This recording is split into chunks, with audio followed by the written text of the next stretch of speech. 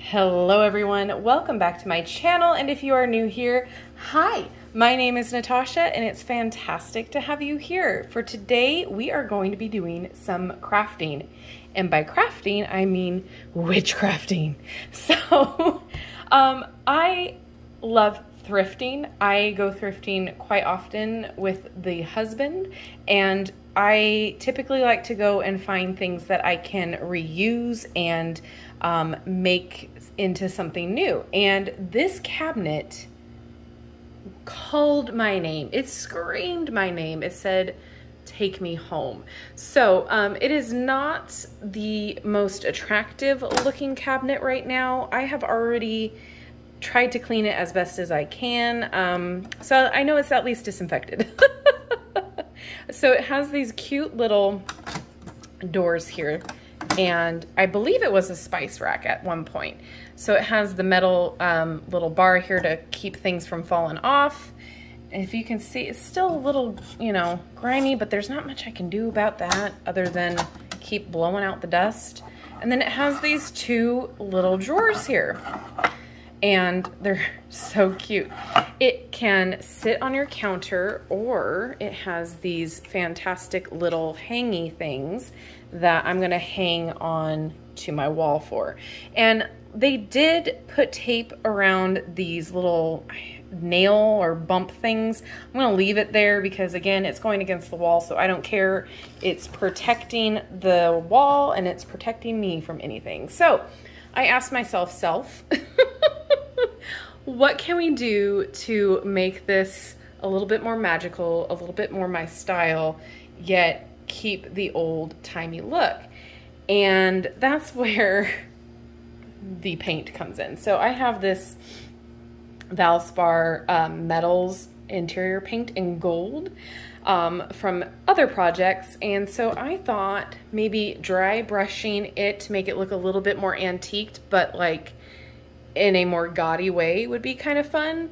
I thought about maybe adding a stencil up here, but I just don't have that kind of time. And I thought I could probably add some trinkets up here on top so you wouldn't see it anyway. So I think I'm just gonna kind of go with it, and you're gonna just come along for the ride. And I'm gonna try to put my essential oils in here, because the rack that I do have them on, I want to fill them up with more of my dried flowers and herbs, so I wanted to make room for that. As far as the drawers go, I'm probably going to put miscellaneous things in there and forget that I put them there. All right, so let's get crafting. All right, I'm thinking I'm going to start with the drawers first. This paint is quite luxurious, and it does like to go on thick. So I'm just kind of stirring it up a little bit and getting most of it off of my brush, because for a dry brush, we don't want to gob the paint on. We just kind of want to caress. So the only part that you're going to see is this face here. So I'm just going to kind of go with it and see what happens. Ooh. You can sand this if you want to sand it. You can do that chalk paint. I encourage you guys to go out thrifting as much as you possibly can, and try to find little treasures. Ooh, do I want to just make them all gold? Let's see. I can always wipe it off.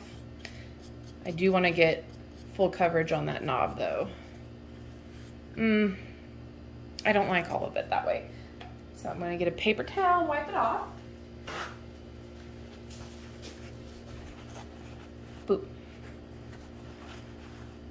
Yeah, I like just a little hint of it. I think that'll look really good. Make sure you always have a barrier down. So I have this rag towel on my counter space so I don't get any latex or paint or unwanted residue on my counters.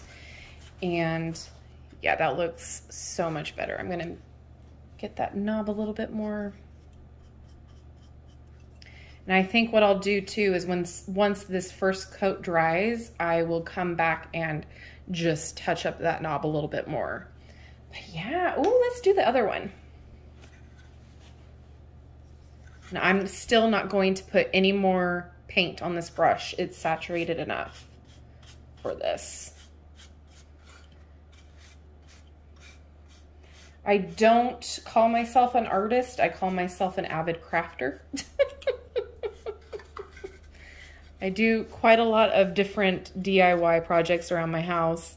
And especially for my craft slash studio slash film space, I really like to have unique items to look at. And so this is definitely one of those. I'm going to hit the edges of the drawers really hard and get them a nice thick border, just because I feel like that will like cap it off nicely. Still not adding any more to the brush. Sorry, dogs were barking at their fence friend. There's a neighbor dog and they love each other and it's so cute. They demand to see their buddy. So like I said, I'm just gonna hit those edges really hard and get them concentrated with the gold paint, because I feel like that'll look finished. I just realized you couldn't see.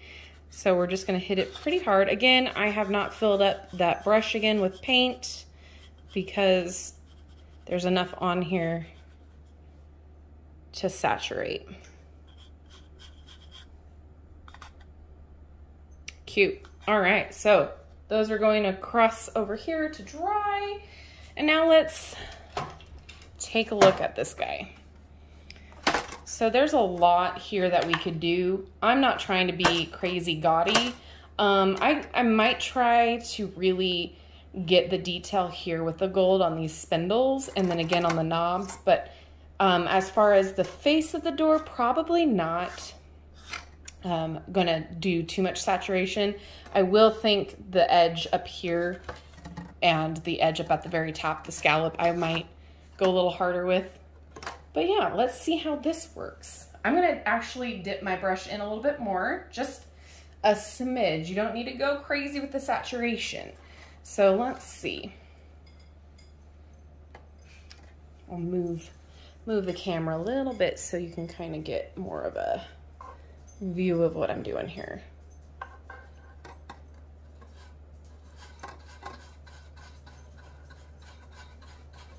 Yeah, I don't mind these being more saturated at all. I feel like that brings out the detail a little bit more.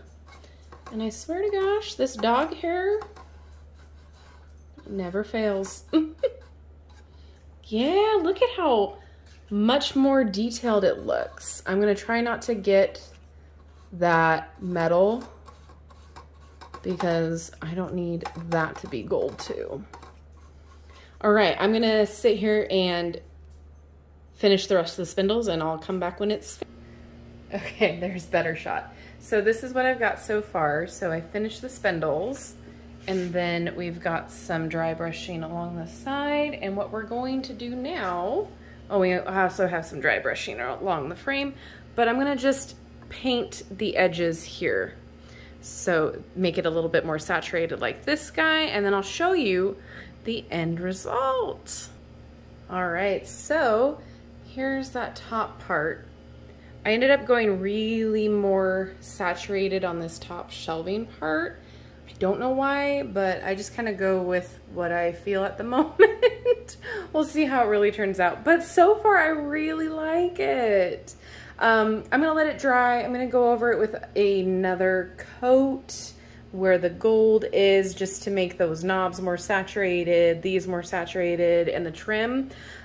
So then afterward, when this is all said and done, I will go ahead and fill it up, put it on my wall, and show you the end result. But for now, I'm going to leave this here and we'll cut to the finished product.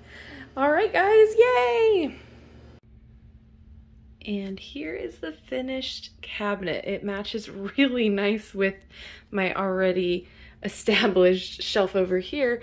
So those essential oils were on this shelf, and then I have now room for more of my dried flowers once I get some more jars. And that little shelf looks so cute up there. So yeah, it'll open up and I can have all of my essential oils right there up front. Nothing in the drawers yet, but that's exciting to have more storage space. So yeah, I'm quite excited with how everything looks in here. It's so great. Let me know what you have found and thrifted and upcycled for your witchy space. I would love to know what you guys did. And also let me know if you want more of these kinds of videos, because I am always down to do them. Thank you so much for hanging out with me, you guys, and I will see you in my next video. Bye-bye.